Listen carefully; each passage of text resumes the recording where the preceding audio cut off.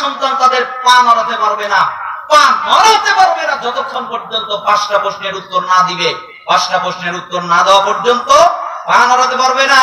আন উমরি ফিমা আফনাহু ওয়া আন শাবাবিহি ফিমা আবলাহু ওয়া আন মালিহি মিন আইনা ইকতাসাবাহু ওয়া ফিমা আনফাকাহু ওয়া মাযা আমিলা ফিমা আলিমা। রাসূল সাল্লাল্লাহু আলাইহি ওয়াসাল্লাম বলেন, তাকে জিজ্ঞেস করা হবে, আমি তোমাকে পুরো বয়স দিয়েছিলাম, 70 বছর দিয়েছিলাম, 60 বছর দিয়েছিলাম, আরো কম বেশি দিয়েছিলাম, তুমি এই বয়সে কি করেছো, কার জন্য করেছো, আমি আল্লাহকে বোঝাও। 2, আমি তোমাকে যৌবনকাল দিয়েছিলাম, 18 বছর থেকে নিয়ে 40 বছর পর্যন্ত যৌবনকাল, এটা আমি তোমাকে দিয়েছিলাম, তুমি যৌবনকাল পেয়ে কি করেছো, কার জন্য করেছো, আমি আল্লাহকে বোঝাও। আমি তোমাকে সম্পত্তি দিয়েছিলাম, তুমি সম্পত্তি কিভাবে আয় করেছো, উপার্জন করেছো, হালাল ভাবে নাকি হারাম ভাবে, এটা আমাকে বোঝাও। আমি তোমাকে সম্পত্তি দিয়েছিলাম, তুমি সম্পত্তি পাওয়ার পরে, টাকা পয়সা পাওয়ার পরে এই সম্পত্তি কোথায় ব্যয় করেছো, আমাকে বোঝাও। আমি তোমাকে জ্ঞান দিয়েছিলাম, তুমি জানতে সুদ হারাম, তুমি কি ত্যাগ করেছিলে? তুমি জানতে ঘুষ হারাম, তুমি কি ঘুষ ত্যাগ করেছিলে? তুমি জানতে জিনা ব্যভিচার হারাম, তুমি কি জিনা ব্যভিচার ত্যাগ করেছিলে? তুমি জানতে নিষেধাজ্ঞ দ্রব্য পান করা হারাম, তুমি কি তা ত্যাগ করেছিলে? তুমি জানতে আরো যত পাপ এগুলো হারাম, তুমি কি ত্যাগ করেছিলে? বলো, এর অনুযায়ী কি আমল করেছিলে? আমাকে বোঝাও। আল্লাহকে 5টা জিনিস বুঝিয়ে দিতে হবে। 1, পুরো জীবন বুঝিয়ে দিতে হবে। 2, পুরো যৌবনকাল বুঝিয়ে দিতে হবে। 3, পুরো সম্পত্তির আয় বুঝিয়ে দিতে হবে। 4, পুরো সম্পত্তির ব্যয় বুঝিয়ে দিতে হবে। 5, ইলম অনুযায়ী কি আমল করেছে তা বুঝিয়ে দিতে হবে। যতক্ষণ পর্যন্ত বুঝাতে না পারবে আল্লাহ নড়তে দিবে না। ইচ্ছা করলে হাত নড়াতে পারবে না, ইচ্ছা করলে মাথা নড়াতে পারবে না, ইচ্ছা করলে বডি নড়াতে পারবে না, ইচ্ছা করলে পা নড়াতে পারবে না। নড়ার অনুমতি নাই। আগে 5 প্রশ্নের উত্তর দেয়, তারপরে নড়তে দিল। বলেন আপনারা আমার কি অবস্থা হবে? কি অবস্থা হবে যেদিন আল্লাহ নড়তে দিবেন না? কি অবস্থা হবে? এই জন্য সবচেয়ে উত্তম ওয়াজ হলো আল্লাহর ভয় অন্তরের ভিতরে প্রবেশ করানো, আল্লাহকে ভয় করা। আমাদের ভিতরে ওই পরিমাণ আল্লাহর ভয় নেই। সাহাবীদের ভিতরে ঠিকই ছিল, তারা আল্লাহকে অনেক ভয় করত। আপনারা এই হাদিস জানেন, আমি আবার স্মরণ করিয়ে দিচ্ছি মাইজ বিন মালিকের ঘটনা। মাইজ বিন মালিক একদিন আল্লাহর নবীর কাছে আসলেন, এরপরে বললেন, আল্লাহর নবী জি, আপনি আমাকে পবিত্র করেন। মুহাম্মদ সাল্লাল্লাহু আলাইহি ওয়াসাল্লাম বললেন, মাইজ জি, যাও আল্লাহর কাছে মাপ চাও, আল্লাহর কাছে ক্ষমা চাও, আল্লাহ তোমাকে মাফ করে দিবে, ক্ষমা করে দিবে। মাইজ বিন মালিক চলে গেলেন, কিছুক্ষণ পর আবার ফিরে আসলেন, আল্লাহর নবী জি, আপনি আমাকে পবিত্র করেন। তুমি কি আমার কথা বুঝতে পারো না? আল্লাহর কাছে মাপ চাও, ক্ষমা চাও, আল্লাহ মাফ করে দিবে, ক্ষমা করে দিবে। চলে গেলেন, কিছুক্ষণ পর আবার ফিরে আসলেন, আল্লাহর নবী জি, আপনি আমাকে পবিত্র করেন না। আর তুমি কি আমার কথা বুঝতে পারো না? আমি তোমাকে বললাম আল্লাহর কাছে মাপ চাও, ক্ষমা চাও, আল্লাহ মাফ করবে, ক্ষমা করবে, যাও চলে যাও। মাইজ বিন মালিক চলে গেলেন, চতুর্থবার আবার ফিরে আসলেন, আল্লাহর নবী কি হয়েছে বলো, আপনি আমাকে পবিত্র করেন। তখন মুহাম্মদ সাল্লাল্লাহু আলাইহি ওয়াসাল্লাম রেগে গেলেন, রেগে গিয়ে মাইজকে আর কিছু বললেন না, সাহাবীদেরকে বললেন, এই সাহাবীরা জি, মাইজ কি পাগল নাকি যে আমার কথা বোঝে না? আমি ওকে বলছি আল্লাহ, আল্লাহর কাছে মাপ চাও, ক্ষমা চাও, আমাকে বলে পবিত্র করেন, তো আমার কথা বোঝে না, ও কি পাগল? সাহাবীরা বললেন, আল্লাহর নবী মাইজ তো পাগল না, ভালো মানুষ। ও, তাহলে মদ পান করেছে তাই না? বিবেক হারিয়ে গেছে, মদ পান করার কারণে জ্ঞান হারিয়ে গেছে, তাই আমার কথা বুঝতে পারছে না। একজন সাহাবী উঠলেন, নাকটা মুখের সাথে ধরলেন, এরপরে বললেন, আল্লাহর নবী মদ পান করে নাই, তাহলে পাগলও না, মদও পান করে নাই, তা আমার কথা বোঝে না কেন? আমি ওকে বলছি আল্লাহর কাছে মাপ চাও, আল্লাহ মাফ করবে, আল্লাহর কাছে ক্ষমা চাও, আল্লাহ ক্ষমা করবে, ও আমাকে বলে পবিত্র করে, তো আমার কথা বোঝে না কেন? আচ্ছা মাইজ কি করেছে বলো? আল্লাহর নবী, মানুষ যেটা বৈধভাবে করে আমি ওটা অবৈধভাবে করেছি, আমি জিনা করেছি। মুহাম্মদ সাল্লাল্লাহু আলাইহি ওয়াসাল্লাম বললেন, আহ ইস, কতই না ভালো হতো আমাকে যদি তুমি না জানাতে। আমি তোমাকে বললাম আল্লাহর কাছে মাপ চাও, আল্লাহ মাফ করে দিবে, আল্লাহর কাছে ক্ষমা চাও, আল্লাহ ক্ষমা করে দিবে, তুমি আমাকে জানিয়েই ফেললে। একথা আল্লাহর নবী বলছেন আর দুই চোখ দিয়ে টসটস করে পানি পড়ছে। কতই না ভালো হতো আমাকে যদি না জানতে। জানিয়ে ফেলেছো, বিচার এখন হবে, আমার কিছু করার নেই, এটাই শরিয়াত।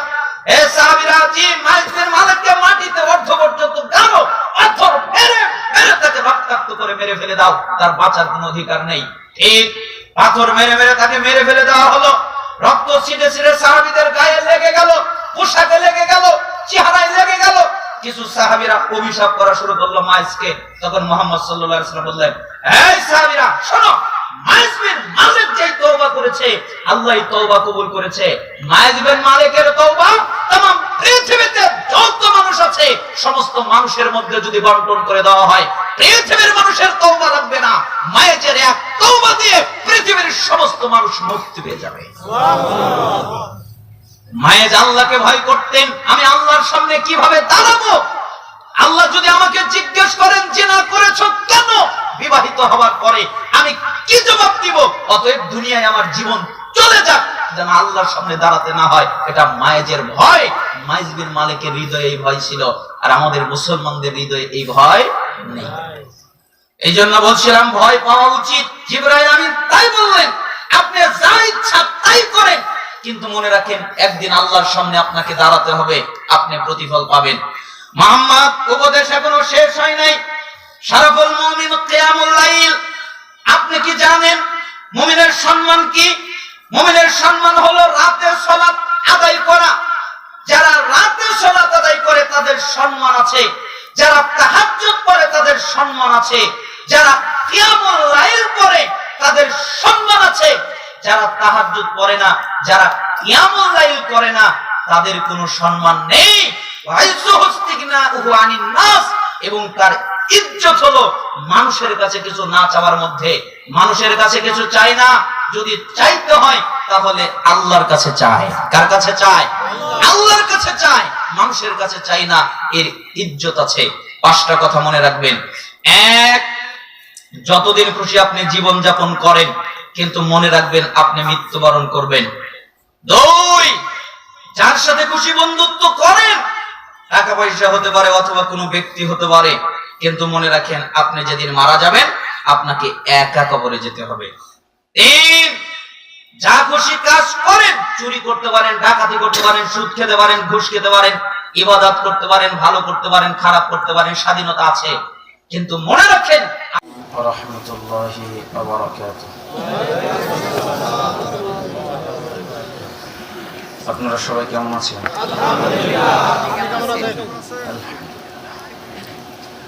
إن الحمد لله نحمده ونستعينه ونستغفره ونعوذ بالله من شرور أنفسنا ومن سيئات أعمالنا من يهده الله فلا مضل له ومن يضلل فلا هادي له وأشهد أن لا إله إلا الله وحده لا شريك له وأشهد أن محمدا عبده ورسوله أما بعد فإن خير الحديث كتاب الله وخير الهدى هدى محمد صلى الله عليه وسلم وشر الأمور محدثاتها وكل محدثة بدعة وكل بدعة ضلالة وكل ضلالة في النار. قال الله سبحانه وتعالى وما آتاكم الرسول فخذوه وما نهاكم عنه فانتهوا واتقوا الله إن الله شديد العقاب. সমস্ত প্রশংসা সে আল্লাহ সুবহানাহু ওয়া তাআলার দরবারে, যে মহান রব আমাদেরকে অত্যন্ত মেহেরবানি করে আজকে দিনাজপুর নবাবগঞ্জ এর অধীন হরিপুর আলহাজ ইসমাইল হোসেন হাফেজিয়া মাদ্রাসা ও এতিমখানার উদ্যোগে আয়োজিত 27 নভেম্বর 2024 অষ্টম বার্ষিকী ওয়াজ মাহফিল। এই ওয়াজ মাহফিলে আল্লাহ সুবহানাহু ওয়া তাআলা আমাদেরকে আসার বসার তৌফিক দান করেছেন। আমরা তার শুকরিয়া আদায় করছি, আলহামদুলিল্লাহ। দরুদ আর সালাম পেশ করছি আমাদের সেই প্রিয় রাসূলের প্রতি, যিনি মন গড়া ভাবে কিছু বলতেন না। আল্লাহ তাআলা তাকে যা জানাতেন তিনি তাই বলতেন। মুহাম্মদ সাল্লাল্লাহু আলাইহি ওয়াসাল্লামের যতগুলো গুণ বৈশিষ্ট্য, তার মধ্যে একটা গুণ হচ্ছে তিনি তাই বলতেন, আল্লাহ তাকে যা জানাতেন। যার আনুগত্য করা, যার ইত্তেবা করা, যাকে মেনে চলা, মেনে নেওয়া আমাদের জন্য জরুরি, অবশ্যই পালনীয় কর্তব্য। যার অনুসরণ ছাড়া, যাকে মেনে নেওয়া ছাড়া হেদায়েত পাওয়া সম্ভব নয়, সঠিক পথ পাওয়া সম্ভব নয়, তার প্রতি আমরা দুরূদ এবং সালাম পেশ করছি সাল্লাল্লাহু আলাইহি ওয়াসাল্লাম। অতঃপর আজকের এই ওয়াজ মাহফিলের সম্মানিত সভাপতি সাহেব, সম্মানিত সহসভাপতি সাহেব, প্রধান অতিথি, বিশেষ অতিথি, আমন্ত্রিত অতিথিবৃন্দ এবং আপনারা যারা বিভিন্ন জায়গা থেকে কোরআন এবং সুন্নাহ থেকে আলোচনা শোনার জন্য এসেছেন, বসেছেন, আমি প্রত্যেকের জন্য দোয়া করি আল্লাহ তাআলা যেন আপনাদেরকে শান্তি, কল্যাণ এবং হিদায়াত দান করেন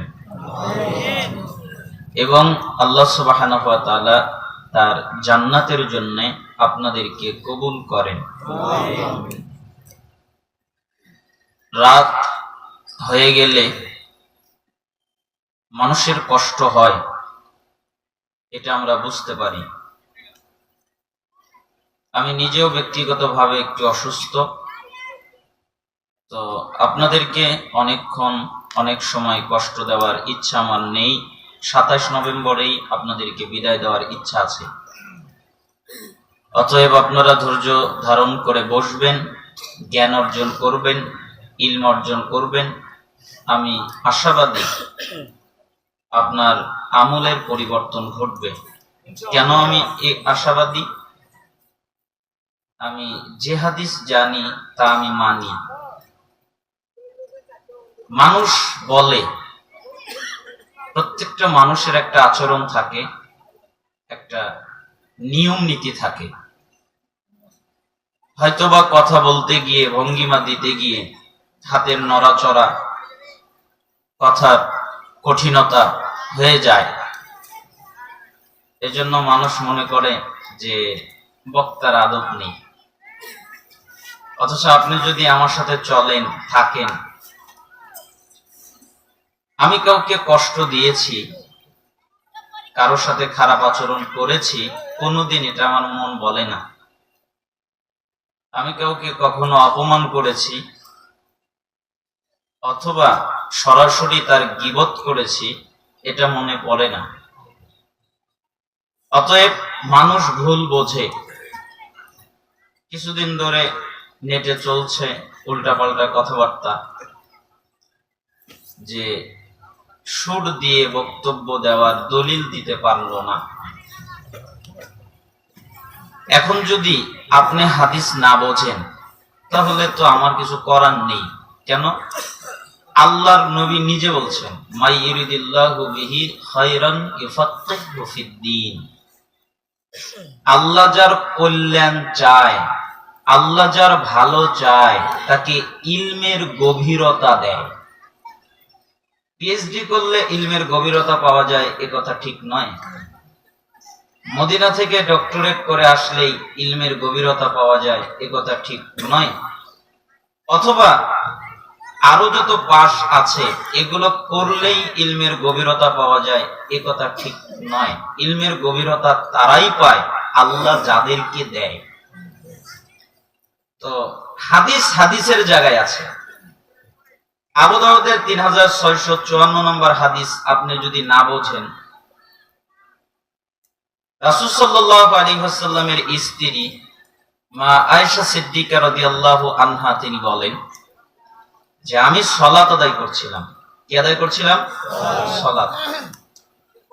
তো আবু হুরায়রা আসলো, এসে আমাকে সালাম দিলেন। এরপরে হাদিস বলল, কিন্তু এত তাড়াতাড়ি বললো আমি কিছু বুঝতে পারলাম না, কি বললো? আবু হুরায়রা চলে গেল। আমি বললাম আবু উরওয়াকে, উরওয়া জি, আবু হুরায়রা কি করলো, কি করেছে? ও রাসূলের হাদিস বলল, কিন্তু আমি বুঝতে পারলাম না। আমি যদি ওকে পেতাম তাহলে বলতাম, মুহাম্মদ সাল্লাল্লাহু আলাইহি সাল্লাম তোমার মতো নয়। তিনি যখন কথা বলতেন, কথা গণনা করা যেত, কথা বোঝা যেত, কথা স্পষ্ট হতো, প্রত্যেক কথা গণনা করা যেত। এই হাদিস দ্বারা সালাফরা বুঝেছেন তাড়াতাড়ি কথা বলা নিষেধ, অথবা যেই কথা মানুষ বোঝে না ওই কথা বলা নিষেধ, এবং তারা আরো বলেছেন যে কৃত্রিমতা করা নিষেধ। কৃত্রিমতা করতে পারবে না, গানের ভঙ্গিমায় সুর দিতে পারবে না, এগুলো নিষেধ, নিষিদ্ধ। আর এই নিষিদ্ধর আরবি আমি বলেছি হারাম। হারামের বাংলা কি? নিষিদ্ধ। নিষেধ এর আরবি বলেছি হারাম। পুরো দেশ জ্বলে গেছে। জ্বলবেই তো, আপনার তো আল্লাহকে খুশি করার নিয়ত অন্তরে নাই। আপনার নিয়ত হলো জনগণকে কিভাবে কাট করা যায়, খুশি করা যায়। এজন্য আপনার সাথে আমার থিওরি মিলবে না। আমি আপনাকে খুশি করার জন্য আসি নাই তো, আমি আল্লাহকে সন্তুষ্ট করার জন্য এসেছি। তাই রাসূলের পদ্ধতিতে, রাসূলের মানহাজে কথা বলবো। তিনি বলেছেন, তিনি যখন কথা বলতেন তখন তার রাগ বেড়ে যেত, কণ্ঠস্বর উঁচু হতো, মনে হতো তিনি সাহাবীদেরকে ধমক দিচ্ছেন। সাহাবীরা জি এটা করো, ওটা করো, সেটা করো। তার মানে রাসূল সাল্লাল্লাহু আলাইহি সাল্লাম কথা বলতেন। এজন্য আমরা রাসূলের সুন্নাত ফলো করে আপনাদের সামনে কথা বলবো। রাগ করবেন না তো? এই কথাটা আমি বললাম হাদিস, এরপরে বললাম যে আপনি যদি এই হাদিসটা না বোঝেন, তো আমার বাড়িতে কিতাব আছে, সালাফদের বুঝ আছে, লেখা আছে, আমি ওইগুলো তো নিয়ে আসিনি। হাদিস তো আমার মুখস্থ আছে, কিন্তু ওই বুঝগুলো তো কিতাবে আছে। তাহলে আপনাকে নিয়ে যাব, নিয়ে আসবো, সে বলে দিল যে পালিয়ে গেছে, দলিল দিতে পারেনি, তাই না? কত ঝামেলা। তো যাই হোক, আল্লাহ সুবহানাহু ওয়া তাআলা হিদায়াত দান করুন, আমাদেরকে সত্যিকারের সালাফি হওয়ার তৌফিক দান করুন। আমিন। আপনাদেরকে আরেকটি অবগততে আমি বলতে চাচ্ছি যে আমি আপনাদের সামনে বক্তব্য রাখবো কোন পদ্ধতিতে, কি উদ্দেশ্যে, কেন, কিভাবে। আপনারা যদি পবিত্র কোরআন পড়েন, সূরা ইউসুফের 108 নম্বর আয়াত জানা থাকে তাহলে দেখবেন আল্লাহ তাআলা বলছেন, কুল, হে নবী আপনি বলেন, হাযিহি সাবিলি, এটা হলো আমার রাস্তা। আমার রাস্তা মানে এইটা, এই কোরআন। আদউ ইলাল্লাহ, আমি মানুষকে আল্লাহর দিকে ডাকি। বলেন তো কার দিকে ডাকি? এখন এই আয়াত যদি আপনি বোঝেন, সহজ বিষয়। এই আয়াত বুঝলে তাহলে নেগেটিভ। যেহেতু আমি মানুষকে আল্লাহর দিকে ডাকি, তাহলে কোন পীরের দিকে ডাকি না, কোন তরিকায় ডাকি না, কোন আমিরের দিকে ডাকি না, কোন সংগঠনের দিকে ডাকি না, কোন ব্যক্তির দিকে ডাকি না, কোন মানুষের দিকে ডাকি না, আমি ডাকি আল্লাহর দিকে, তাই না? এটা তো বোঝা যায়। আল্লাহর দিকে ডাকি মানে আর কারো দিকে ডাকি না। আলা বাসীরাতিন, জ্ঞানের আলোকে, দলিলের আলোকে, প্রমাণের আলোকে। দলিল ছাড়া নয়, প্রমাণ ছাড়া নয়, দলিল দিয়ে, প্রমাণ দিয়ে। নবী আপনি বলেন, আনা, আমি নিজে, অমানিত্তাবানি, এবং আমাকে যারা মানে তারা, ওয়াসুবহানাল্লাহি ওয়া মা আনা মিনাল মুশরিকিন, আর আমি আল্লাহর পবিত্রতা বর্ণনা করছি, আমি মুশরিকদের অন্তর্ভুক্ত নই। এই আয়াত প্রমাণ করে একটা মানুষ যদি বক্তব্য দেয় তাহলে তার 5টা গুণ লাগবে।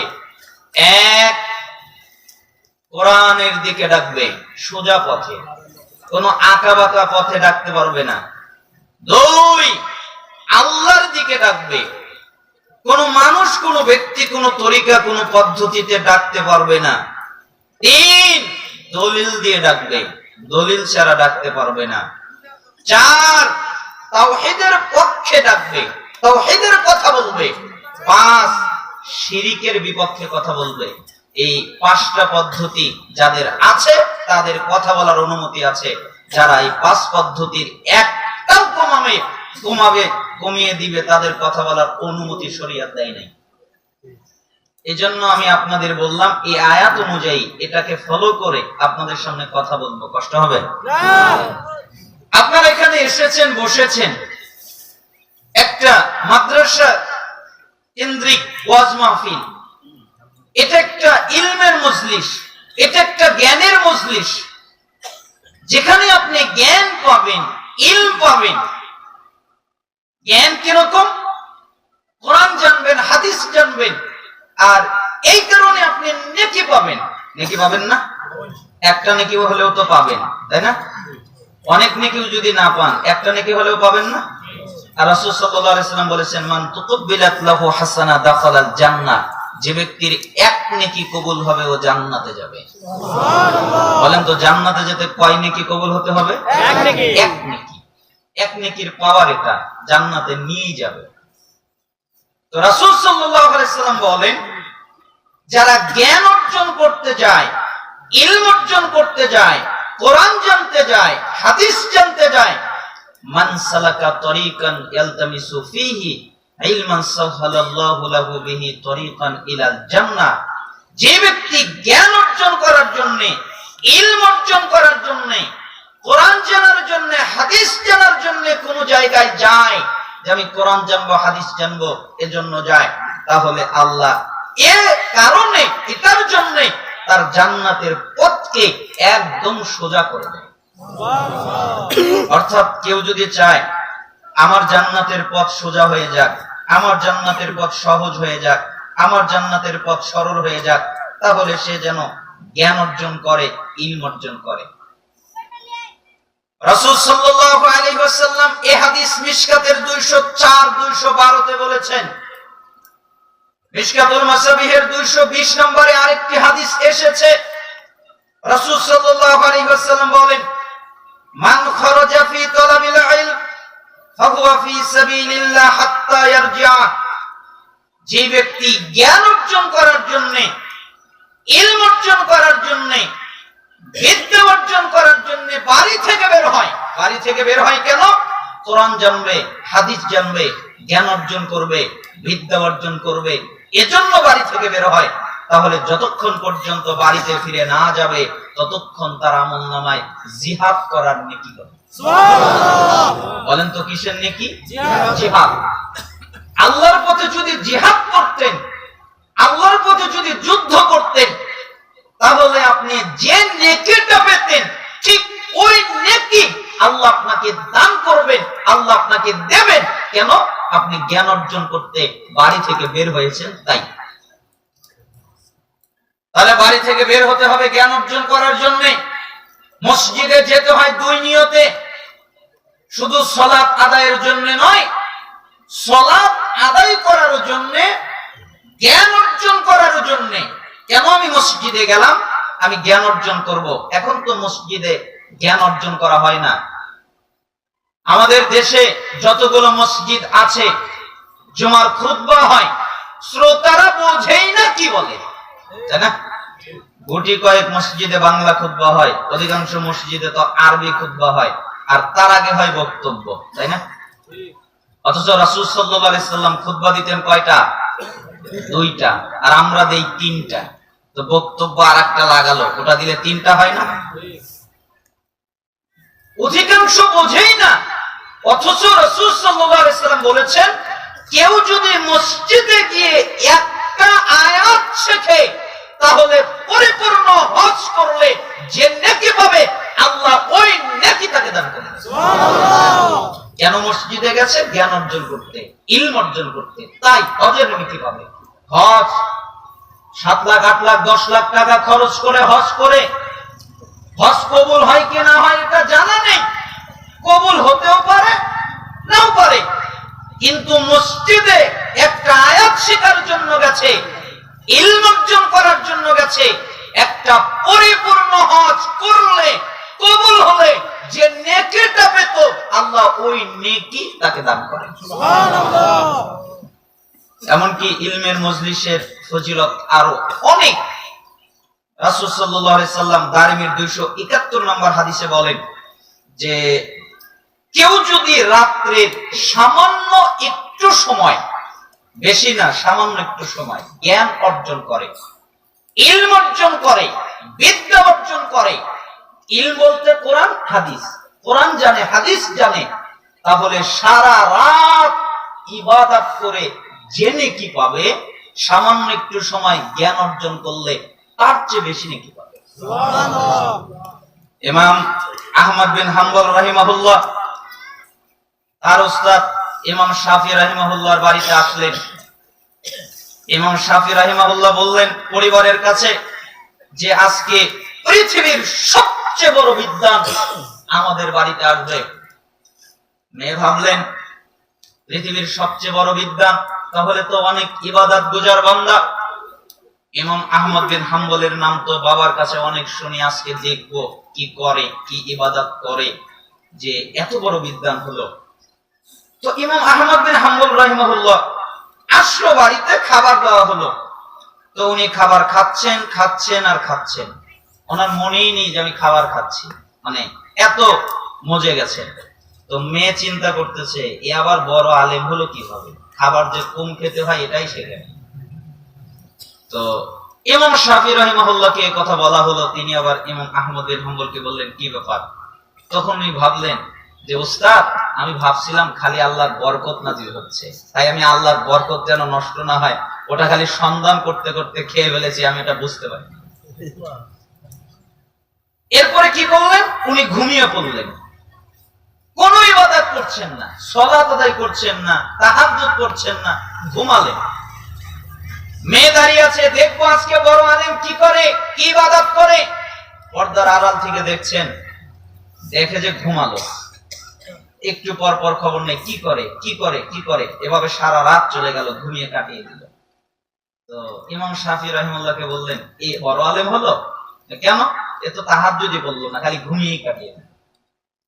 তো ইমাম শাফি রাহিমাহুল্লাহ বলল কি ব্যাপার আহমদ, তুমি ঘুমিয়ে কাটিয়ে দিলে কেন? ওস্তাদ আমি তো ঘুমাইনি। তো কি করেছো?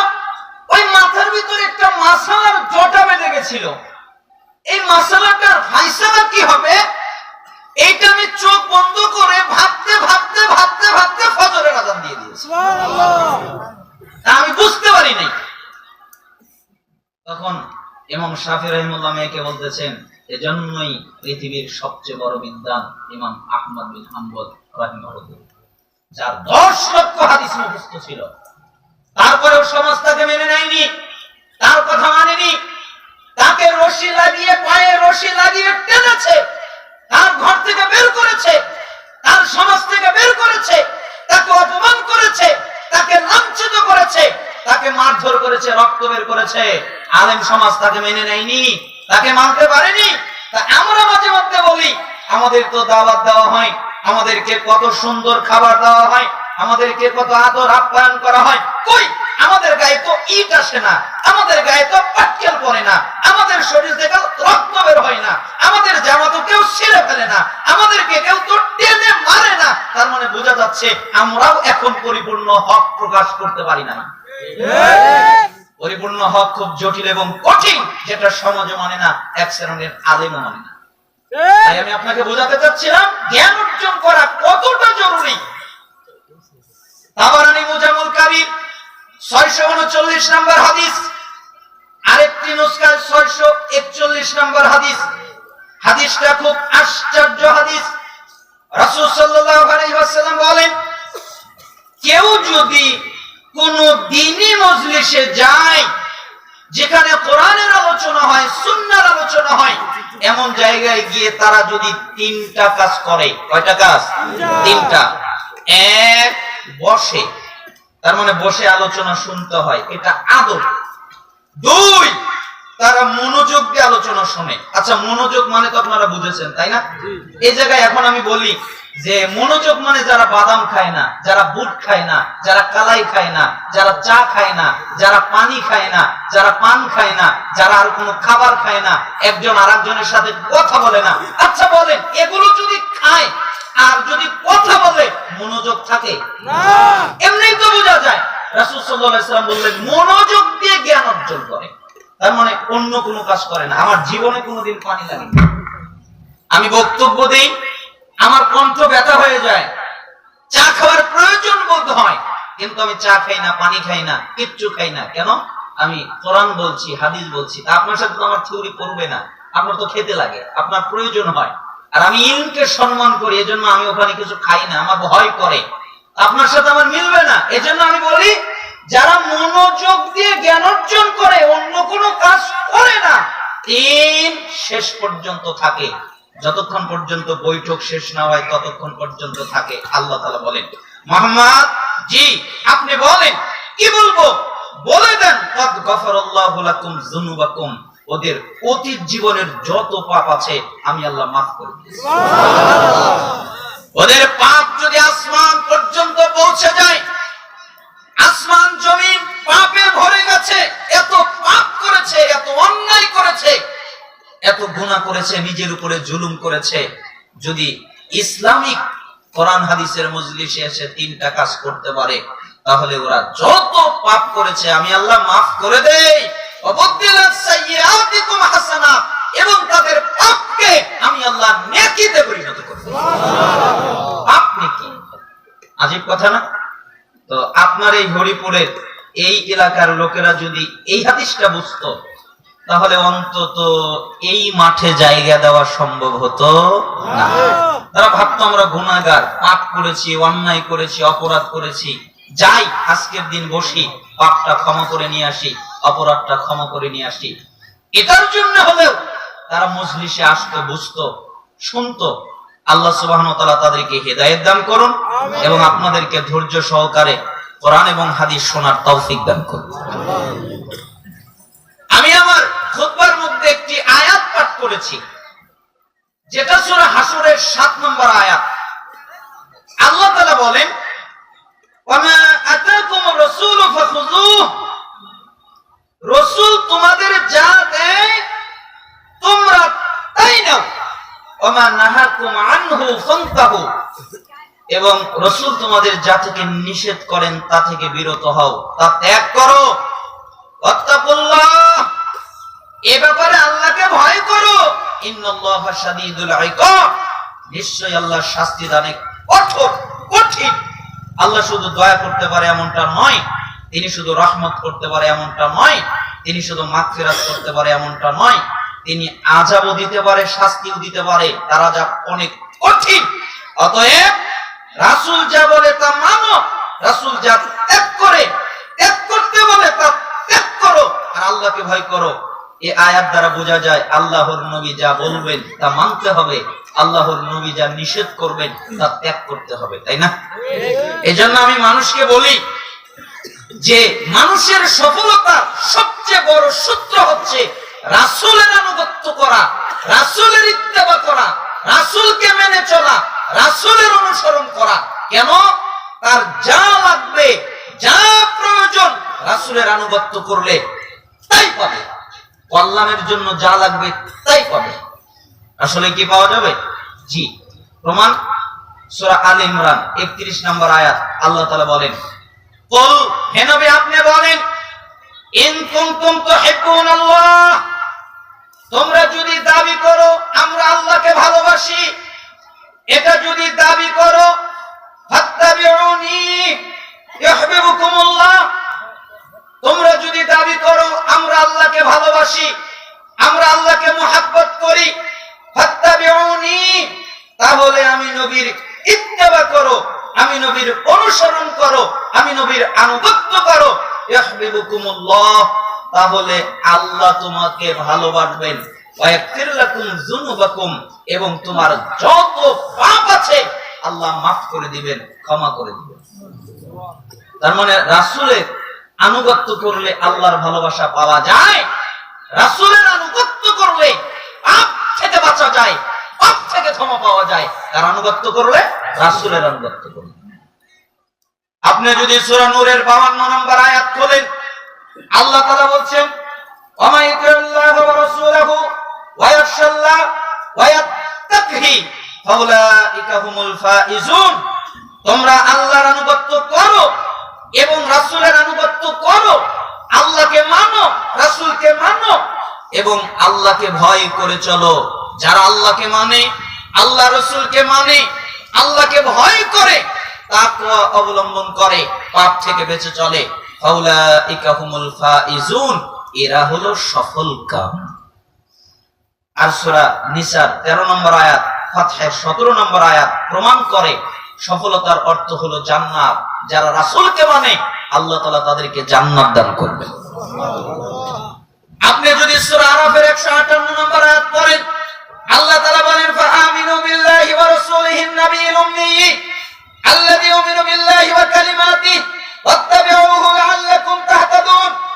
তোমরা ঈমান আনো আল্লাহর প্রতি এবং আল্লাহর বার্তাবাহক উম্মি নবীর প্রতি, যেই নবী আল্লাহর প্রতি ঈমান এনেছেন, আল্লাহ যে কিতাব নাজিল করেছেন, আল্লাহ যে কিতাব অবতীর্ণ করেছেন, ওই কিতাবের প্রতি ঈমান এনেছেন।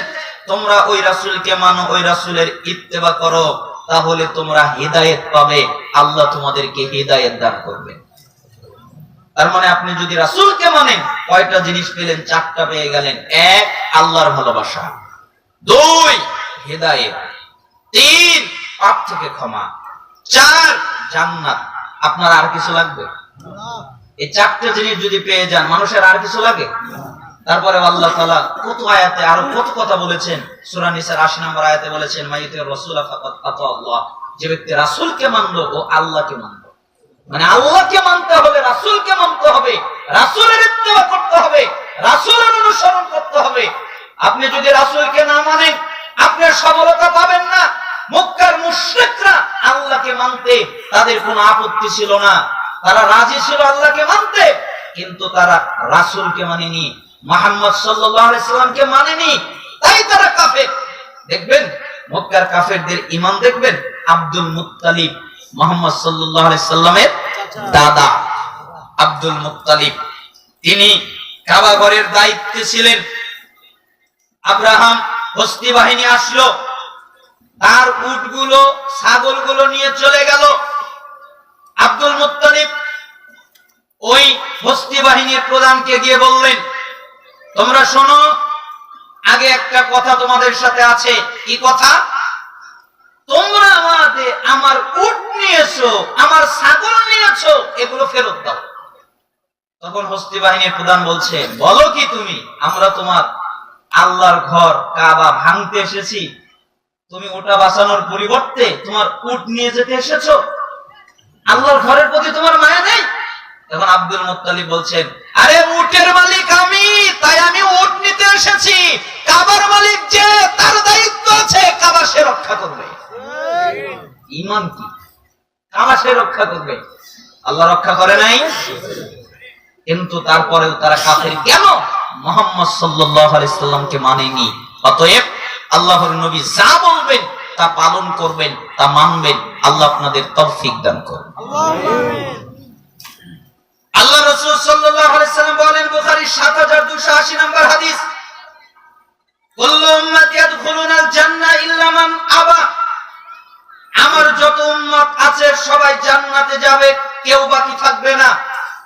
আমার উম্মতেরা জান্নাতে যাবে, জান্নাতে প্রবেশ করবে, বাকি থাকবে না কেউ, সবাই যাবে। তবে যারা আবা করে তারা যাবে না। আবা মানে যে বলে আমি নবীকে মানি না, যে বলে আমি জান্নাত মানি না। জান্নাত আবার কি? নবী আবার কে? নবীকে মানি না, জান্নাত মানি না, এই জান্নাতে যাবে না। আচ্ছা, আপনারা কি কেউ বলেন যে নবীকে মানি না? আপনারা কি কেউ বলেন জান্নাত মানি না? তারা তো কথা বলেন না। তাতে বোঝা যাচ্ছে যারা রাসূলের উম্মত তারা জান্নাতে যাবে, যারা আবা করে তারা যাবে না। তখন সাহাবায়ে কেরাম জিজ্ঞেস করলেন, আল্লাহর নবী আপনাকে আবার অস্বীকার করলো কে? কে বলল নবীকে মানি না? কে বলল জান্নাত মানি না? এই কথা বলল কে? তখন তিনি বললেন, শোনো, মান আতানি দাখালাল জান্নাহ, যারা আমার আনুগত্য করলো তারা জান্নাতে চলে গেল। ওমান আসানি ফাকাদ আবা, যারা আমার অবাধ্যতা করলো তারাই আমাকে অস্বীকার করলো। আমি বলেছি সুদ খেও না, ও খাই কেন? আমি নবীকে মানি না তাই। আমি বলেছি ঘুষ খেও না, ও খাই কেন? আমি নবীকে মানি না তাই। আমি বলেছি জিনা করো না, ব্যভিচার করো না, ও করে কেন? আমি নবীকে মানি না তাই। আমি বলেছি নিশাদার দ্রব্য পান করো না, ও করে কেন? আমি নবীকে মানি না তাই। আমি বলেছি মিথ্যা বলো না, জুলুম করো না, অত্যাচার করো না, খেয়ানত করো না, গীবাত করো না, এগুলো করে কেন? আমাকে মানে না তাই। যারা আমার কথা মানে না, আমার কথা অনুযায়ী চলে না, ওরাই আমাকে অস্বীকার করে, ওরাই আমার অন্তর্ভুক্ত, ওরাই জান্নাতে যাবে না। তাতে কি বুঝলেন? রাসূলকে মানার অর্থ হলো রাসূলের আনুগত্য করা, তাই না? আপনি যদি বলেন আমি রাসূলকে মানি, তাহলে আনুগত্যের মাধ্যমে বাস্তবায়ন করতে হবে। আপনি মুখ দিয়ে সারা দিন যদি বলেন আমি রাসূলকে ভালোবাসি, আমি রাসূলকে ভালোবাসি, আমি রাসূলকে ভালোবাসি, তাহলে পরিষ্কার হবে না। রাসূলকে ভালোবাসেন এটা মুখ দিয়ে তো বলবেন, পাশাপাশি আপনাকে আমলের মাধ্যমে বাস্তবায়ন করতে হবে, ঠিক না? এজন্য আপনাদের আগে সতর্ক করে নিলাম যে আল্লাহর নবী যদি কোনো আদেশ বলেন তাহলে তা আমাদের পালন করা উচিত। চলেন আমরা হাদিসের মধ্যে ভ্রমণ করি, আল্লাহ তাআলা যেন আমাদেরকে হাদিস অনুযায়ী আমল করার তৌফিক দান করেন। আজকের আলোচনার প্রথম হাদিস, এই হাদিসকে সালাফরা বলতেন আশ্চর্যজনক হাদিস। কেন বলতেন? কারণ এইরকম হাদিস দ্বিতীয় আর নাই। দ্বিতীয় নাই কেন? প্রত্যেকটা হাদিসের মধ্যে আল্লাহর নবী বলেছেন, সাহাবীরা জি এটা করো, উম্মতেরা এটা করো। সাহাবীরা বলতেন আল্লাহর নবী এটা করতে বলেছেন, এটা আমল করতে বলেছেন। কিন্তু এই হাদিসে আল্লাহর নবী কিচ্ছু বলেননি কোন উম্মতকে। স্বয়ং আল্লাহর নবীকে জিবরাইল আমিন বলেছেন, মুহাম্মদ আপনি এটা করেন, আপনি এটা করেন, আপনি এটা পালন করেন। কে বলেছে? জিবরাইল। কাকে? মুহাম্মদ সাল্লাল্লাহু আলাইহি ওয়াসাল্লাম। যা জিবরাইল আলাইহিস সালাম ইলা নবী সাল্লাল্লাহু আলাইহি ওয়াসাল্লাম, একদিন জিবরাইল আমিন আল্লাহর নবীর কাছে আসলেন। এরপরে বললেন, আল্লাহর নবী জি আমি আপনাকে উপদেশ করব, আমি আপনাকে নসিহত করব, আমি আপনাকে কিছু আমলের কথা বলবো, আমি আপনাকে কিছু কাজের কথা বলবো। আপনি তা শুনবেন, আপনি তা পালন করবেন, আপনি তা আমল করবেন। বলার ক্ষেত্রে কঠোরতা অবলম্বন করব। আমি খুব শক্ত ভাষায় আপনাকে বলবো, পৃথিবীর সবচেয়ে দামি মানুষ তাকে বলছেন, আমি আপনাকে শক্ত ভাষায় বলবো, আপনি কিছু মনে করবেন না, আপনার ভালোর জন্যই বলবো। মুহাম্মদ সাল্লাল্লাহু আলাইহি ওয়াসাল্লাম বলেন, আচ্ছা ঠিক আছে, কি বলবেন বলেন। তখন জিবরাইল আমিন বললেন, ইয়া মুহাম্মদ, হে মুহাম্মদ, ইসমা শিতা ফাইন্নাকা মাইতুন, আপনি যতদিন খুশি জীবন যাপন করেন, কোনো নিষেধ নেই, কোনো নিষেধাজ্ঞা নেই, আপনি জীবন যাপন করেন যত দিন মনে চায়, কিন্তু মনে রাখবেন আপনি মৃত্যুবরণ করবেন, আপনি মারা যাবেন। বলেন তো কে মারা যাবে? মুহাম্মদ সাল্লাল্লাহু আলাইহি ওয়াসাল্লাম, পৃথিবীর সবচেয়ে দামি মানুষ, পৃথিবীর সবচেয়ে দামি রাসূল, যার কাছে এই অনুমতি পত্র এসেছিল আর কারো কাছে আসেনি। মালাকুল মউত আসলেন, সালাম করলেন, আল্লাহর নবী জি আল্লাহ বলেছেন আপনি যদি দুনিয়ায় থাকতে চান আপনাকে রেখে যেতে, আপনি যদি যেতে চান আপনাকে নিয়ে যেতে। জিবরাইল আমিন আসলেন, সালাম করলেন, আল্লাহর নবী জি আল্লাহ বলেছেন আপনি যদি দুনিয়ায় থাকতে চান আপনাকে রেখে যেতে, আপনি যদি থাকতে না চান আপনাকে নিয়ে যেতে। আপনি থাকতেও পারেন, আপনি যেতেও পারেন, তবে মনে রাখেন আল্লাহ আপনার জন্য অপেক্ষা করছেন, আপনার জন্য অপেক্ষমান। আল্লাহ আপনার সাক্ষাতের অপেক্ষায় আছেন। আপনি এবার থাকতেও পারেন, আপনি এবার যেতেও পারেন। মুহাম্মদ সাল্লাল্লাহু আলাইহি ওয়াসাল্লাম বললেন, আমি আল্লাহর সাক্ষাৎকে পছন্দ করলাম, আল্লাহর সাক্ষাৎকেই পছন্দ করলাম, আমি থাকতে চাই না। যার থাকার অনুমতি ছিল তিনি দুনিয়ায় থাকতে পারেনি, অতএব পৃথিবীর কোন মানুষের পক্ষে, কোন প্রাণীর পক্ষে টিকে থাকা সম্ভব নয়। তাদের মৃত্যু হবেই, তারা মৃত্যুবরণ করবেই। আস্তিক বলেন, নাস্তিক বলেন, মুরতাদ বলেন, ইহুদি বলেন, খ্রিস্টান বলেন, গ্রিক বলেন, অগ্নি পূজক বলেন, যত তরিকার লোকেরা আছে, তারা পৃথিবীর সমস্ত কিছুকে যদি অস্বীকার করে, একটা জিনিসকে অস্বীকার করতে পারে না, সেটার নাম হলো মৃত্যু, তাই না? এই জন্য মাঝে মধ্যে বলা প্রয়োজন, আপনার এত দাপট কিসের, আপনার এত ক্ষমতা কিসের? ফেরাউন টেকেনি, নমরুদ টেকেনি, আবু জাহেল টেকেনি, কোন দাম্ভিক টেকেনি, পৃথিবীর কেউ আমাদের পূর্বে যারা চলে গেছে তারা টেকেনি। 100 বছরের মাথায় আপনারা এখানে যত মানুষ আছেন একজনও টিকবেন না, চলে যাবেন। তো আপনারা তো ক্ষমতা কিসের? রাতে ঘুমিয়েছেন, যদি ঘুম ভেঙে যায় তাহলে আপনি সকাল পাবেন, আর যদি ঘুম না ভাঙে তাহলে তো পরকালে চলে যাবেন, তাই না? ঘুম ভাঙলে সকাল, ঘুম না ভাঙলে পরকাল, তাহলে আপনার এত ক্ষমতা কিসের? আপনার ক্ষমতার কারণে আপনার আসনে কেউ বসতে পারে না, আপনার ঘরে কেউ ঢুকতে পারে না, আপনার পোশাক কেউ ধরতে পারে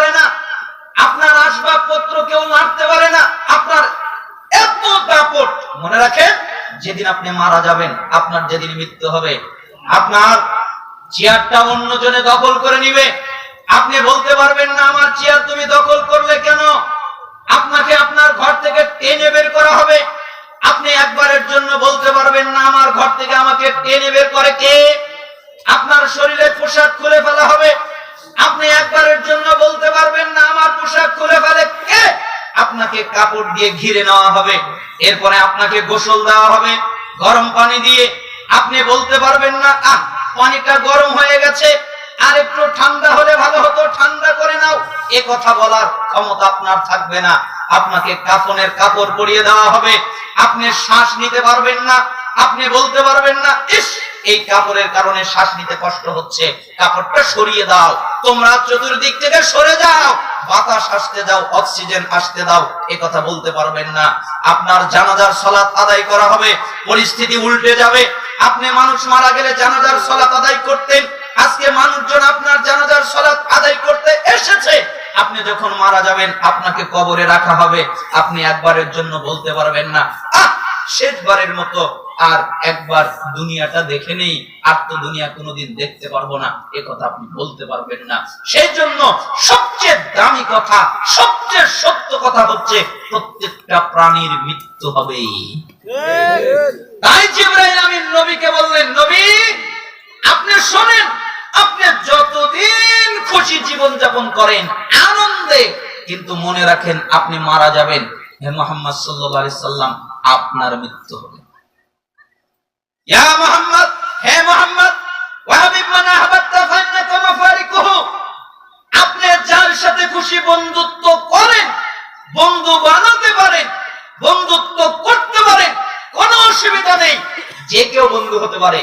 বন্ধু হতে পারে পুরুষ কোনো ব্যক্তি, বন্ধু হতে পারে নারী কোনো ব্যক্তি, বন্ধু হতে পারে টাকা পয়সা, বন্ধু হতে পারে ধন সম্পদ, এগুলো বন্ধু হতে পারে, এগুলোর সাথে হতে পারে। কিন্তু মুহাম্মদ সাল্লাল্লাহু আলাইহি সাল্লাম, আপনি মনে রাখেন যেদিন আপনি মারা যাবেন ওই দিন আপনি আপনার বন্ধুদের ছেড়ে চলে যাবেন। আর যেদিন আপনি মারা যাবেন, আপনার বন্ধু মারা যাবে, আপনার বন্ধুর সাথে আপনি যাবেন না। আপনাকে একা যেতে হবে, আপনার বন্ধুকে একা যেতে হবে। আপনি তাকে ছেড়ে চলে যাবেন, সে আপনাকে ছেড়ে চলে যাবে, আপনার সাথে কেউ যাবে না। অতএব আপনি যতদিন খুশি, যা খুশি, যার সাথে খুশি বন্ধুত্ব করেন, কিন্তু মনে রাখেন আপনাকে একা কবরে যেতে হবে। না আপনারা কি মনে করেন নিয়ে যেতে পারবেন? পৃথিবীর সবচেয়ে আশ্চর্যজনক ভালোবাসে মা। মায়ের মতো নিঃস্বার্থ ভালো কেউ বাসে না। মা গালি দিতে পারে, মা রাগ করতে পারে, মায়ের সাথে ঝগড়া হতে পারে, কিন্তু নিঃস্বার্থ যদি কেউ ভালোবাসে তাহলে সে মা। আপনি অসুস্থ হয়ে যান, দেখবেন আপনার মা আপনার শিওরে দাঁড়িয়ে থাকবে আর কাঁদবে। আর কোন মা বলেই ফেলে, আল্লাহ তুমি অসুখটা আমাকে দাও, আমার ছেলেকে সুস্থ করে দাও। এ কথা মা বলে। কিন্তু আপনি যদি মারা যান, আপনার যদি মৃত্যু হয়, ওই মাও আপনার সাথে কবরে যাবে না। এই জন্য সবচেয়ে দামি কথা, সত্য কথা হলো আপনাকে একা কবরে যেতে হবে।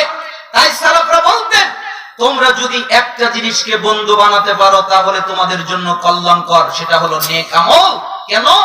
নেক আমল যদি তোমাদের বন্ধু হয় তাহলে তোমরা কবরে গেলে নেক আমল তোমাদের সাথে কবরে যাবে, ওটা হলো তোমাদের বন্ধু। অতএব যদি বন্ধু বানাতে হয় তাহলে নেক আমলকে বন্ধু বানাও। ইয়া মুহাম্মদ, হে মুহাম্মদ, ওয়ামান মাশিতা ফাইন্নাকা মাজিজিয়ুন বিহি। মাজিজিয়ুন, মুজিজান দুটাই পড়া যায়। আল্লাহর নবী জি আপনি যা খুশি তাই করেন, যা খুশি তাই করেন, যেটা মনে চায় সেটাই করেন, কিন্তু মনে রাখেন আপনাকে আল্লাহর সামনে দাঁড়াতে হবে, আপনি প্রতিফল পাবেন। বাক্য কি? নবীকে বলছেন আপনি আল্লাহর সামনে দাঁড়াবেন, আপনি প্রতিফল পাবেন। যিনি মাসুম, যিনি গুনাহ নাই, যার গুনাহ নেই, যিনি পরিষ্কার, যিনি পবিত্র, যিনি মাসুম, তাকে জিবরাইল আমিন বলছেন আপনাকে আল্লাহর সামনে দাঁড়াতে হবে। তো মুহাম্মদ সাল্লাল্লাহু আলাইহি সাল্লামকে যদি দাঁড়াতে হয়, আমরা কি কেউ বাকি থাকবো? না, আমাদের দাঁড়াতে হবে না? ওই লোকগুলো কেন বোঝে না? মানুষগুলো কেন বোঝে না? হাদিস তো কতবার শোনে। মিশকাতের 5197 নম্বর হাদিস, রাসূল সাল্লাল্লাহু আলাইহি সাল্লাম বলেন, লা তাজুলু কদম ইবনে আদম ইয়াউমাল কিয়ামা হাত্তা ইসআলান 50। কিয়ামতের দিন আদম সন্তান তাদের পা নড়াতে পারবে না, পান মরাতে পারবে না যতক্ষণ পর্যন্ত 5টা প্রশ্নের উত্তর না দিবে। 5টা প্রশ্নের উত্তর না দেওয়া পর্যন্ত পা নড়াতে পারবে না। আন উমরি ফিমা আফনাহু ওয়া আন শাবাবিহি ফিমা আবলাহু ওয়া আন মালিহি মিন আইনা ইকতাসাবাহু ওয়া ফিমা আনফাকাহু ওয়া মাযা আমিলা ফিমা আলিমা। রাসূল সাল্লাল্লাহু আলাইহি ওয়াসাল্লাম বলেন, তাকে জিজ্ঞেস করা হবে, আমি তোমাকে পুরো বয়স দিয়েছিলাম, 70 বছর দিয়েছিলাম, 60 বছর দিয়েছিলাম, আরো কম বেশি দিয়েছিলাম, তুমি এই বয়সে কি করেছো, কার জন্য করেছো, আমি আল্লাহকে বোঝাও।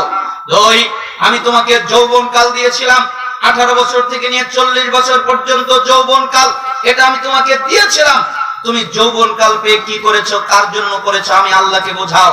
আমি তোমাকে সম্পত্তি দিয়েছিলাম, তুমি সম্পত্তি কিভাবে আয় করেছো, উপার্জন করেছো, হালাল ভাবে নাকি হারাম ভাবে, এটা আমাকে বোঝাও। আমি তোমাকে সম্পত্তি দিয়েছিলাম, তুমি সম্পত্তি পাওয়ার পরে, টাকা পয়সা পাওয়ার পরে এই সম্পত্তি কোথায় ব্যয় করেছো, আমাকে বোঝাও। আমি তোমাকে জ্ঞান দিয়েছিলাম, তুমি জানতে সুদ হারাম, তুমি কি ত্যাগ করেছিলে? তুমি জানতে ঘুষ হারাম, তুমি কি ঘুষ ত্যাগ করেছিলে? তুমি জানতে জিনা ব্যভিচার হারাম, তুমি কি জিনা ব্যভিচার ত্যাগ করেছিলে? তুমি জানতে নিষেধাজ্ঞ দ্রব্য পান করা হারাম, তুমি কি তা ত্যাগ করেছিলে? তুমি জানতে আরো যত পাপ এগুলো হারাম, তুমি কি ত্যাগ করেছিলে? বলো, এর অনুযায়ী কি আমল করেছিলে? আমাকে বোঝাও। আল্লাহকে 5টা জিনিস বুঝিয়ে দিতে হবে। 1, পুরো জীবন বুঝিয়ে দিতে হবে। 2, পুরো যৌবনকাল বুঝিয়ে দিতে হবে। 3, পুরো সম্পত্তির আয় বুঝিয়ে দিতে হবে। 4, পুরো সম্পত্তির ব্যয় বুঝিয়ে দিতে হবে। 5, ইলম অনুযায়ী কি আমল করেছে তা বুঝিয়ে দিতে হবে। যতক্ষণ পর্যন্ত বুঝাতে না পারবে আল্লাহ নড়তে দিবে না। ইচ্ছা করলে হাত নড়াতে পারবে না, ইচ্ছা করলে মাথা নড়াতে পারবে না, ইচ্ছা করলে বডি নড়াতে পারবে না, ইচ্ছা করলে পা নড়াতে পারবে না।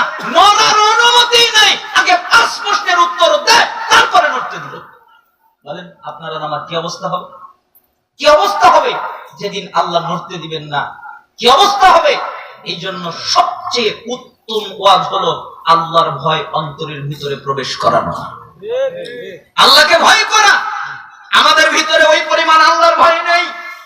সাহাবীদের ভিতরে ঠিকই ছিল, তারা আল্লাহকে অনেক ভয় করত। আপনারা এই হাদিস জানেন, আমি আবার স্মরণ করিয়ে দিচ্ছি মাইজ বিন মালিকের ঘটনা। মাইজ বিন মালিক একদিন আল্লাহর নবীর কাছে আসলেন, এরপরে বললেন, আল্লাহর নবী জি আপনি আমাকে পবিত্র করেন। মুহাম্মদ সাল্লাল্লাহু আলাইহি ওয়াসাল্লাম বললেন, মাইজ জি যাও আল্লাহর কাছে মাপ চাও, আল্লাহর কাছে ক্ষমা চাও, আল্লাহ তোমাকে মাফ করে দিবে, ক্ষমা করে দিবে। মাইজ বিন মালিক চলে গেলেন, কিছুক্ষণ পর আবার ফিরে আসলেন, আল্লাহর নবী জি আপনি আমাকে পবিত্র করেন। তুমি কি আমার কথা বুঝতে পারো না? আল্লাহর কাছে মাপ চাও, ক্ষমা চাও, আল্লাহ মাফ করে দিবে, ক্ষমা করে দিবে। চলে গেলেন, কিছুক্ষণ পর আবার ফিরে আসলেন, আল্লাহর নবী জি আপনি আমাকে পবিত্র করেন না। আর তুমি কি আমার কথা বুঝতে পারো না? আমি তোমাকে বললাম আল্লাহর কাছে মাপ চাও, ক্ষমা চাও, আল্লাহ মাফ করবে, ক্ষমা করবে, যাও চলে যাও। মাইজ বিন মালিক চলে গেলেন, চতুর্থবার আবার ফিরে আসলেন, আল্লাহর নবী কি হয়েছে বলো, আপনি আমাকে পবিত্র করেন। তখন মুহাম্মদ সাল্লাল্লাহু আলাইহি ওয়াসাল্লাম রেগে গেলেন, রেগে গিয়ে মাইজকে আর কিছু বললেন না, সাহাবীদেরকে বললেন, এই সাহাবীরা জি মাইজ কি পাগল নাকি যে আমার কথা বোঝে না? আমি ওকে বলছি আল্লাহ, আল্লাহর কাছে মাপ চাও, ক্ষমা চাও, আমাকে বলে পবিত্র করে, তো আমার কথা বোঝে না, ও কি পাগল? সাহাবীরা বললেন, আল্লাহর নবী মাইজ তো পাগল না, ভালো মানুষ। ও তাহলে মদ পান করেছে তাই না? বিবেক হারিয়ে গেছে, মদ পান করার কারণে জ্ঞান হারিয়ে গেছে, তাই আমার কথা বুঝতে পারছে না। একজন সাহাবী উঠলেন, নাকটা মুখের সাথে ধরলেন, এরপরে বললেন, আল্লাহর নবী মদ পান করে নাই, তাহলে পাগলও না, মদও পান করে নাই, তা আমার কথা বোঝে না কেন? আমি ওকে বলছি আল্লাহর কাছে মাপ চাও, আল্লাহ মাফ করবে, আল্লাহর কাছে ক্ষমা চাও, আল্লাহ ক্ষমা করবে, ও আমাকে বলে পবিত্র করে, তো আমার কথা বোঝে না কেন? আচ্ছা মাইজ কি করেছে বলো? আল্লাহর নবী, মানুষ যেটা বৈধভাবে করে আমি ওটা অবৈধভাবে করেছি, আমি জিনা করেছি। মুহাম্মদ সাল্লাল্লাহু আলাইহি ওয়াসাল্লাম বললেন, আহ ইস, কতই না ভালো হতো আমাকে যদি তুমি না জানাতে। আমি তোমাকে বললাম আল্লাহর কাছে মাফ চাও, আল্লাহ মাফ করে দিবে, আল্লাহর কাছে ক্ষমা চাও, আল্লাহ ক্ষমা করে দিবে, তুমি আমাকে জানিয়েই ফেললে। এ কথা আল্লাহর নবী বলছেন, আর 2 চোখ দিয়ে টস করে পানি পড়ছে, কতই না ভালো হতো আমাকে যদি না জানাতে। জানিয়ে ফেলেছো, বিচার এখন হবে, আমার কিছু করার নেই, এটাই শরিয়াত। এ সাহাবীরা জি মাইজ বিন মালিককে মাটিতে অর্ধ পর্যন্ত গানো, পাথর মেরে মেরে তাকে রক্তাক্ত করে মেরে ফেলে দাও, তার বাঁচার কোনো অধিকার নেই। ঠিক পাথর মেরে মেরে তাকে মেরে ফেলে দেওয়া হলো, রক্ত ছিটে ছিটে সাহাবীদের গায়ে লেগে গেল। পোশাকে লেগে গেল, চেহারায় লেগে গেল। কিছু সাহাবীরা অভিশাপ করা শুরু করলো মাইজকে। তখন মুহাম্মদ সাল্লাল্লাহু আলাইহি ওয়াসাল্লাম বললেন, এই সাহাবীরা শোনো, মাইজ বিন মালিক যে তওবা করেছে, আল্লাহই তওবা কবুল করেছে। মাইজ বিন মালিকের তওবা तमाम পৃথিবীতে যত মানুষ আছে সমস্ত মানুষের মধ্যে যদি বন্টন করে দেওয়া হয়, পৃথিবীর মানুষের তওবা লাগবে না। মাইজের এক তওবা দিয়ে পৃথিবীর সমস্ত মানুষ মুক্তি পেয়ে যাবে। সুবহানাল্লাহ। মায়েজ আল্লাহকে ভয় করতেন, আমি আল্লাহর সামনে কিভাবে দাঁড়াবো? আল্লাহ যদি আমাকে জিজ্ঞেস করেন জিনা করেছো কেন, বিবাহিত হওয়ার পরে আমি কি জবাব দিব? অতএব দুনিয়ায় আমার জীবন চলে যাক, যেন আল্লাহর সামনে দাঁড়াতে না হয়। এটা মায়েজের ভয়। মাইজ বিন মালিকের হৃদয়ে এই ভয় ছিল, আর আমাদের মুসলমানদের হৃদয়ে এই ভয় নেই। এই জন্য বলছিলাম ভয় পাওয়া উচিত। জিবরাইল আমিন তাই বললেন, আপনি যা ইচ্ছা তাই করেন, কিন্তু মনে রাখেন একদিন আল্লাহর সামনে আপনাকে দাঁড়াতে হবে, আপনি প্রতিফল পাবেন। মুহাম্মদ উপদেশ এখনো শেষ হয় নাই। শারাফুল মুমিন কিয়ামুল লাইল। আপনি কি জানেন মুমিনের সম্মান কি? মুমিনের সম্মান হলো রাতে সালাত আদায় করা।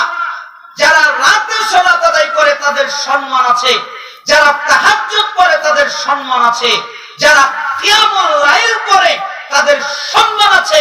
যারা তাহাজ্জুদ পড়ে না, যারা কিয়ামুল লাইল করে না, তাদের কোনো সম্মান নেই। এবং তার ইজ্জত হলো মানুষের কাছে কিছু না চাওয়ার মধ্যে। মানুষের কাছে কিছু চায় না, যদি চাইতে হয় তাহলে আল্লাহর কাছে চায়। কার কাছে চায়? আল্লাহর কাছে চায়, মানুষের কাছে চাই না। এর ইজ্জত আছে। 5টা কথা মনে রাখবেন। 1, যতদিন খুশি আপনি জীবন যাপন করেন, কিন্তু মনে রাখবেন আপনি মৃত্যুবরণ করবেন। 2, যার সাথে খুশি বন্ধুত্ব করেন, টাকা পয়সা হতে পারে অথবা কোনো ব্যক্তি হতে পারে, কিন্তু মনে রাখেন আপনি যেদিন মারা যাবেন আপনাকে একা কবরে যেতে হবে। 3, যা খুশি কাজ করেন, চুরি করতে পারেন, ডাকাতি করতে পারেন, সুদ খেতে পারেন, ঘুষ খেতে পারেন, ইবাদত করতে পারেন, ভালো করতে পারেন, খারাপ করতে পারেন, স্বাধীনতা আছে, কিন্তু মনে রাখেন আপনাকে একদিন আল্লাহর সামনে দাঁড়াতে হবে। অতএব সাবধান। 4, আপনি যদি চান আমি সম্মানিত হই, তাহলে রাতে সালাত আদায় করেন, তাহাজ্জুদ করেন। 5, আপনি যদি চান আমি ইজ্জতওয়ালা হই, তাহলে আল্লাহর কাছে চাইবেন, মানুষের কাছে চাইবেন না। এই হাদিসটা শুআবুল ঈমান 10058 তে এসেছে, কানজুল উম্মাল 21388 তে এসেছে, মুস্তাদরাক হাকিম 7921 এ এসেছে, সিলসিলা সহিহা 831 নম্বরে এসেছে। ইমাম হাকিম এই হাদিসকে সহিহ বলেছেন। ইমাম আলবানী রাহিমাহুল্লাহ তিনিও এই হাদিসকে সহিহ বলেছেন। আর সালাফরা এই হাদিসের উল্লেখ করেছেন যে এটাকে বলা হয় জিবরাইলের নসিহত। কার নসিহত? জিবরাইলের। অর্থাৎ জিবরাইল নবীকে নসিহত করলেন। আমি আপনাদের সামনে এই হাদিস অনুবাদ করলাম। আল্লাহ তাআলা যেন আমাদেরকে এই হাদিস অনুযায়ী আমল করার তৌফিক দান করেন।